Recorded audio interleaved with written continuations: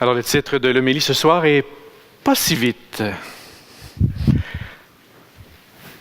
Parfois, je pense qu'on est un peu pressé. On voudrait être rendu tout de suite à la fin du voyage, rendu à destination. En tout cas, moi, ça m'arrive d'être un peu pressé. On entreprend ce temps du carême pour, on le sait, pour 40 jours. Peut-être que vous avez le goût déjà d'être rendu à Pâques. Peut-être que vous vous dites, ça serait bien qu'on soit déjà là. Pourtant, il y a une vertu à prendre le temps et à faire l'ensemble du chemin. Ce soir, l'Évangile qui nous est présenté par Marc fait un résumé extraordinairement succinct, un bon résumé de toute la mission de Jésus. Il faut tellement prendre le temps de l'écouter que peut-être que quand j'ai commencé à proclamer l'Évangile, j'ai terminé avant même que vous commenciez à être attentifs. Tellement que c'était court, 4 petits versets. Mais si on s'y arrête, il y a vraiment beaucoup matière à réfléchir. Alors prenons le temps de suivre Marc dans chacune des étapes qu'il nous fait vivre avec Jésus. C'est sûr que dans un premier temps, on se dit, on a le goût, nous autres aussi, d'être tout de suite rendus à la fin, à la bonne nouvelle. Alors on va se dire, on va suivre Jésus. Ça commence avec le baptême, le récit nous dit ça, Jésus vient d'être baptisé, et il est poussé par l'Esprit, il part pour la Galilée, il annonce la bonne nouvelle. Voilà, on pourrait dire, c'est le projet de Dieu. Mais je dirais, pas si vite. Pas si vite, allons pas trop vite. Suivons le trajet de Jésus. Avant de se rendre en Galilée, l'Esprit Saint le pousse, le guide où? Au désert.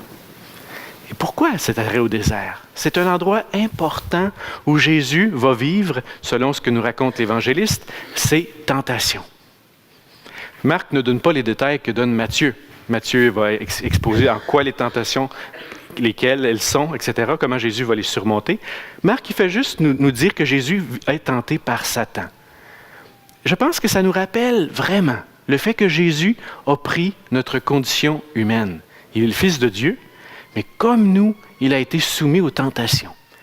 On a toujours le risque de passer à côté de notre mission fondamentale. Il y a toujours pour nous le risque d'être détourné, d'être distrait, de passer à côté de ce que Dieu veut nous dire. Et les tentations, ça peut nous amener finalement à changer complètement de trajet et à manquer la cible. Jésus a vécu les tentations. Et ce récit de Jésus au désert nous montre aussi que la vie spirituelle, c'est pas juste un beau chemin où tout va bien. Tu es mon fils bien-aimé, je reçois l'amour, j'annonce la bonne nouvelle, on a des belles lunettes roses et tout va bien. En fait, c'est pas ça. Et on en fait l'expérience autant dans notre vie, dans notre condition humaine, que dans notre vie spirituelle. On se rend bien compte que si on veut grandir dans le chemin de notre foi, il y a des défis à traverser, des épreuves à surmonter. Jésus prend le temps d'assumer pleinement notre condition humaine. Et le récit, en quelques mots à peine, nous donne la conséquence de ça. C'est magnifiquement dit. Il était parmi les bêtes sauvages et les anges le servaient. Le fait que Jésus, Fils de Dieu, prenne notre condition humaine, ça amène une reprise, une harmonie de tout le projet de Dieu. En fait, on peut faire allusion avec le prophète Isaïe dans l'Ancien Testament, qui annonçait que lorsque le Messie viendrait, il serait parmi le lion, avec le serpent, avec les bêtes sauvages et tout. C'est comme si tout ce qui était devenu chaotique dans le monde retrouve sa paix, sa place, son harmonie, son unité dans la personne de Jésus. Il y a quelque chose de central en Jésus qui apaise le tout. Les anges le servent, toute la dimension spirituelle humaine est retournée à sa place. Donc, en Jésus, par le fait qu'il vient parmi nous, tout retrouve sa place. Vous allez dire, bon, ça je comprends. C'est ce qu'on appelle finalement le mystère de l'incarnation. Alors Jésus, si on suit bien le trajet que Marc nous donne, il était baptisé, poussé par l'Esprit au désert, et là il part pour la Galilée annoncer la bonne nouvelle, mais ça marche, le projet de Dieu va se réaliser, tout est parfait. Pas si vite, pas si vite. Qu'est-ce que nous dit le récit? Un petit mot, tout petit, qui est porteur de beaucoup de signification. Ça dit dans le récit, après l'arrestation de Jean-Baptiste. Après l'arrestation de Jean-Baptiste, ce n'est pas juste un détail ou une anecdote. Ça nous manifeste très clairement que dans le projet de Dieu, malgré toute la bonté de ce projet, il y a des difficultés qui se manifestent dans l'histoire. Jean-Baptiste, on le sait, va se faire arrêter. Plus tard, il va être mis à mort. Jésus lui-même. On n'aurait pas pu avoir un meilleur prédicateur que Jésus. Il faisait le bien en toutes choses. On ne peut pas imaginer meilleure personne que lui. Malgré cela, Jésus a eu à faire face à la fermeture, au blocage, ce qu'on appelle finalement le péché. Et ça va aller loin, ça. On va tellement vouloir le faire taire qu'on va le mettre à mort. C'est le mystère de Pâques. Jésus, parole bienfaisante de Dieu, on veut la rendre silencieuse, on veut l'éteindre. Mais la bonne nouvelle pour nous, à travers ça, c'est que Jésus n'esquive pas non plus le défi du péché et du mal. On n'a pas un Dieu qui vient juste nous sauver à rabais. Il va traverser l'épreuve jusqu'au bout. L'épreuve de la mort, de l'abandon, de la trahison, du mal, de l'injustice. Et la réponse de Dieu, on la connaît, mais elle traverse, elle change tout, elle transfigure tout. C'est la résurrection de Jésus, le soir de Pâques.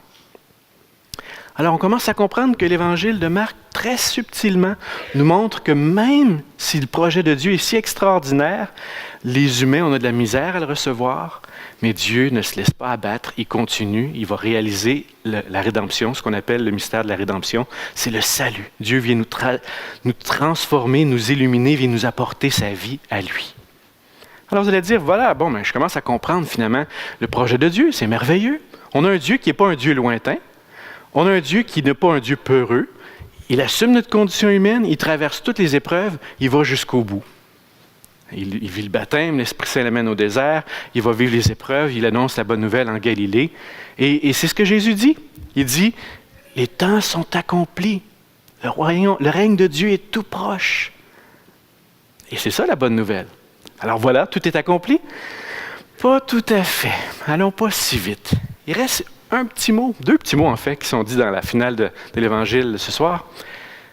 La bonne nouvelle, elle nous est offerte. Mais maintenant, c'est à nous de la recevoir. Alors, on nous dit quoi? Convertissez-vous et croyez à la bonne nouvelle. En d'autres mots, Dieu a beau avoir un super beau projet. On appelle ça le règne de Dieu, OK? Ce règne, cet amour, ce bonheur qu'il nous offre, il nous le donne, comme ça. Mais c'est à nous maintenant de le recevoir. C'est à nous d'entrer dans un chemin de conversion. Et c'est de ça dont il est question dans le carême. On a besoin d'ouvrir nos cœurs. Et nous aussi, on a à traverser le même chemin que Jésus. Le récit de l'histoire de Jésus, ça devient un trajet pour nous aussi. Nous aussi, on est invités à entrer dans 40 jours de désert. C'est ça notre carême. Nous aussi, on va être appelés à travailler intérieurement, à redonner l'harmonie à toute notre vie, à replacer notre vie au cœur de l'alliance avec Dieu.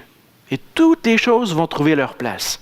Comme dit Jésus ailleurs dans l'Évangile, cherchez d'abord le royaume et tout le reste va vous être donné.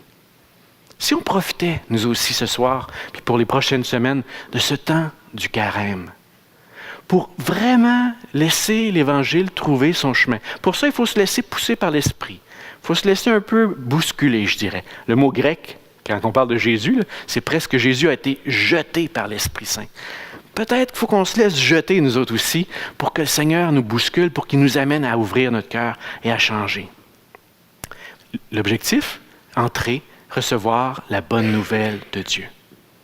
Alors, n'allons pas si vite. N'escamotons pas notre carême. Allons pas à Pâques trop rapidement. Prenons le temps avec Jésus pendant les prochaines semaines de vivre ce carême. Prenons le temps. C'est ça. Jésus l'a fait, il a pris le temps. Dieu a pris le temps. Et si nous aussi, on entre dans ce même chemin, même si le récit est très très court, la densité de ce qui nous est proposé ce soir, elle est profonde. Et on va prendre le temps de le déployer dans nos vies spirituelles. On va le découvrir que pour nous aussi, le règne de Dieu est proche.